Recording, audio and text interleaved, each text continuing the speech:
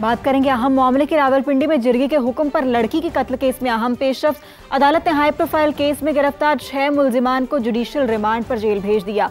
इस पर हम बात करेंगे अपने नुमाइंदे यासिर हकीम से, लेकिन उससे पहले उनकी रिपोर्ट देखते हैं।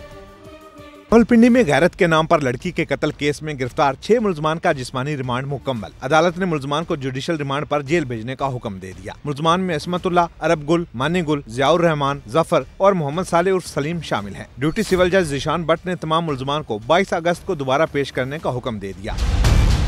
तफ्तीश में नए हकायक सामने आने पर पुलिस ने मकतूला के पहले अगवा के मुकदमे से अगवा की दफा 496 को हज़फ कर दिया। सिदरा के मुबैना पहले शौहर जियाउर रहमान की दरखास्त पर अगवा की दफा शामिल की गई थी। अगवा की दफा हज़फ होने से मकतूला का मौजूदा शौहर उस्मान मुकदमे से अज खुद क्लियर हो गया, जबकि जियाउर रहमान के खिलाफ झूठी इतला पर मुकदमा दर्ज कराने की कार्रवाई भी शुरू कर दी गयी।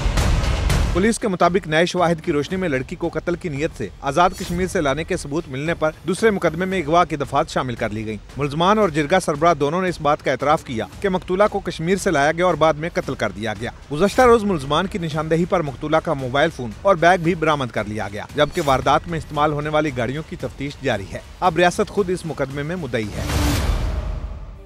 तो ये रिपोर्ट आपने देखी। यासिर हमारे साथ मौजूद है, उनसे मजीद तफसीलात जानते हैं। यासिर, बताएगा इस केस में मजीद क्या पेशरफ्त हुई है?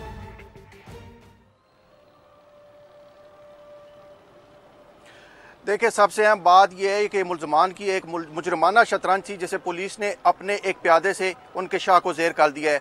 मजमूई तौर पर अगर देखा जाए तो 17 जुलाई को मुल्ज़मान ने इस खातून का कत्ल, जिसके बाद 21 जुलाई को यानी 4 दिन बाद इस सारे मामले को गंभीर करने के लिए पुलिस की डाइवर्शन जो है, पुलिस की अटेंशन डाइवर्ट करने के लिए उन्होंने अगवा का मुकदमा दर्ज करवाया। लेकिन जैसे ही पुलिस इस मुकदमे की तफ्तीश में जुड़ी तो पुलिस के सामने हकायक कुछ डिफरेंट होते चले गए। सबसे अहम बात यह है कि ये जो 496 की दफ़ा हज़फ की गई है, इसका सबसे बड़ा सबूत जो था वो यही था कि मुल्ज़मान ने 4 दिन पहले खातून को कत्ल किया और 4 दिन बाद पुलिस की तफ्तीश को सामने देखते हुए उन्होंने अगवा का पर्चा दर्ज किया ताकि अपने आप को बचाया जा सके। और उसके बाद जो सबसे बड़े शवाहिद पुलिस के सामने है वो यह है कि खातून ने कश्मीर में जाकर मजिस्ट्रेट के सामने अपना 164 का बयान रिकॉर्ड करवाया था, जो अदालत में रिकॉर्ड हुआ। इसलिए उसकी कानूनी हैसियत पुलिस की नज़र में ज़्यादा हो गई, इसलिए इस 496 की दफ़ा को हज़फ किया गया। अहम बात यह है कि अब तक जो शवाहिद सामने आए हैं वो नाकाबिले तरदीद शवाहिद हैं, यानी मुल्ज़मान की नाकाबिले तरदीद शवाहिद हैं। बहुत शुक्रिया यासिर हकीम, आपने बड़ा तफसीलन हमें अपडेट किया।